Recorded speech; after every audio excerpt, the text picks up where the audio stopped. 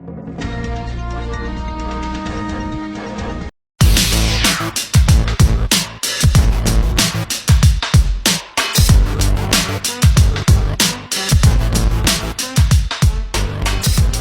Pemberantasan Korupsi atau KPK mengamankan 2 pejabat dalam operasi tangkap tangan atau OTT di daerah Probolinggo, Jawa Timur. Dikabarkan pejabat yang diamankan adalah Bupati Probolinggo yaitu PTS dan anggota DPR dari Partai Nasdem HA. Terkait hal tersebut, Sekjen Partai Nasdem Joni G Plate mengaku baru mendengar kabar kadernya di OTT oleh KPK dari media. Dia menekankan pihaknya sangat prihatin usai adanya dugaan kadernya yakni HA ditangkap tangan oleh KPK.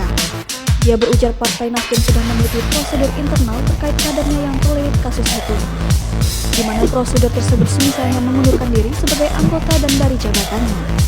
Sebelumnya diketahui tim Satgas Komisi Pemberantasan Korupsi atau KPK melakukan operasi tangkap tangan di wilayah Jawa Timur. Dalam operasi tersebut KPK dikabarkan mengamankan 2 pejabat yang merupakan pasangan suami istri di daerah Probolinggo, Jawa Timur. Terkait hal tersebut, PLT juru bicara KPK Ali Fikri membenarkan bila mana pihaknya melakukan tangkap tangan di wilayah Jawa Timur. Namun dia tak merinci secara detail siapa sosok yang diamankan oleh lembaga anti rasuah.